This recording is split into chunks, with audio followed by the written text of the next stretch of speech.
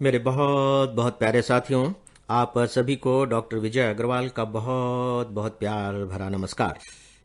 Friends, मुझे विश्वास है कि फ्राइडे को किया गया मेरा वायदा आप लोगों को याद होगा और आप सब मानसिक रूप से इस थोड़ी सी अपेक्षाकृत नई यात्रा में मेरे साथ यात्रा करने के लिए अब तैयार हो चुके होंगे। जैसा कि मैंने कहा था, मैं जीवन की जो मूलभूत फिलॉसफी होती है और बहुत ही व्यावहारिक किस्म की जो फिलॉसफी होती हैं, उनके बारे में अब आप सबसे कुछ बातें करने जा रहा हूं। आज मैं जो तथ्य आपके सामने रख रहा हूं, ये पहले भी मैं कह चुका हूं। मुझे याद आ रहा है कि कभी कभी तो मैंने बहुत स्पष्ट रूप से इस पर बातें की हैं, लेकिन वो काफी अरसा हो चुका है। और अप्रत्यक्ष रूप से तो मैं लगभग लगभग यह तथ्य आप सबके सामने रखता ही रहता हूं, और मुझे लगता है कि यह बहुत ही महत्वपूर्ण तथ्य है। वो महत्वपूर्ण तथ्य क्या है? देखिए, बार बार हम सबसे ये कहा जाता है, हमें विश्वास दिलाने की कोशिश की जाती है, और ये कोई बहुत झूठा विश्वास भी नहीं है, कि मानव होने के नाते हम पृथ्वी नामक इस ग्रह के श्रेष्ठतम प्राणी हैं, और इसका मूल कारण है हमारे पास विवेक का होना। राइट?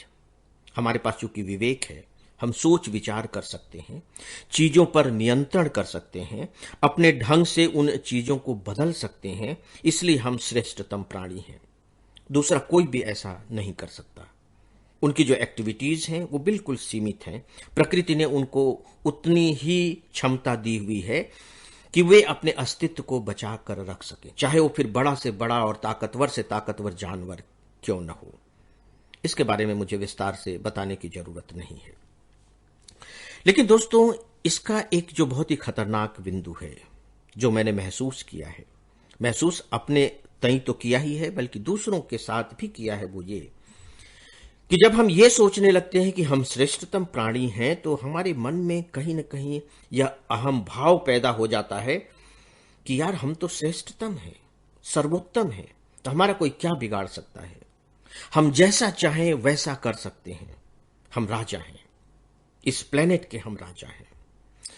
और सच पूछिए तो यहीं से गलतियों की श्रृंखला की शुरुआत हो जाती है। हम लगातार फिर गलतियों पर गलतियां करते चले जाते हैं। गलतियां होंगी ही, क्योंकि गलती से हमने अपने आप को एक प्रकार से राजा मान लिया। श्रेष्ठतम प्राणी होने का मतलब यह नहीं हुआ कि आप सब पर शासन करेंगे। श्रेष्ठतम प्राणी का मतलब यह हुआ कि प्रकृति ने आपको कुछ विशिष्ट गुणों से नवाज दिया है, दैट्स ऑल। लेकिन विशिष्ट गुणों का अर्थ यह नहीं होता है कि आप दूसरों पर शासन करें, दूसरों का शोषण करें, उन्हें जीने के अवसर न दें, और जो कुछ भी है ये मान करके ये सब हमारे लिए है, हम उसी तरह का उनके साथ व्यवहार करें। ये तो श्रेष्ठतम होने की निशानी नहीं है। श्रेष्ठतम होने की निशानी तो फिर यही है ना कि जियो और जीने दो। बल्कि अगर मैं श्रेष्ठतम हूं, तो मेरा यह दायित्व बनता है कि मैं दूसरों की रक्षा करूं, दूसरों की मदद करूं, सर्वाइवल में उनका साथ दूं।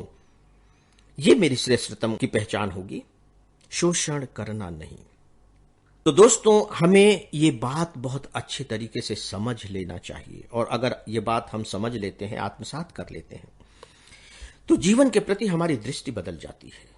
जीवन के प्रति क्या, पूरी प्रकृति के प्रति हमारी दृष्टि बदल जाती है, हर चीज के प्रति हमारी दृष्टि बदल जाती है। तो वो समझ क्या है?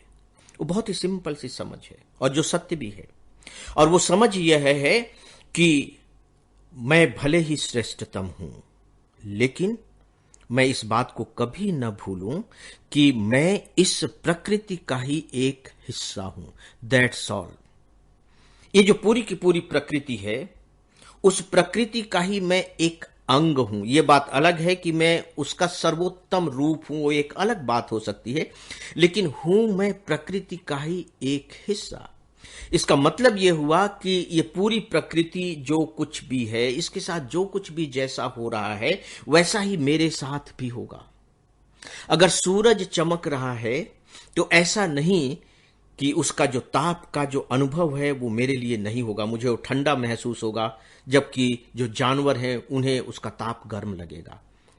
पानी अगर बरस रहा है तो इसका मतलब यह नहीं हुआ कि वह पानी मुझे भिगोएगा नहीं, दूसरों को भिगो देगा। अगर मेरे ऊपर कोई पत्थर पड़ रहा है तो ऐसा नहीं है कि मेरा सिर नहीं फूटेगा, दूसरों का फूट जाएगा, क्योंकि मैं सर्वोत्तम हूं। यानी कि जो प्रकृति का व्यवहार होगा, दूसरों के साथ जैसा होगा, वैसा ही उसका व्यवहार मेरे साथ भी होगा। बस मैं उसकी अब तक की सर्वोत्तम कृति हूं, फर्क केवल इतना ही है। दोस्तों, इस सत्य को हमें स्वीकार करना चाहिए। जैसे ही हम इस सत्य को स्वीकार करते हैं, आप महसूस करेंगे कि अंदर से आप काफी कुछ शांत होने लगे हैं। आपके अंदर समतावादी दृष्टिकोण पनपने लगा है, और प्रकृति के साथ या इस जगत में जितने भी दूसरे लोग हैं उन सब के साथ आपका जो व्यवहार है वो बहुत ज्यादा समतापूर्ण होने लगेगा। इसे आप करके देखिए। तो दोस्तों, आज बस इतना ही। नमस्कार।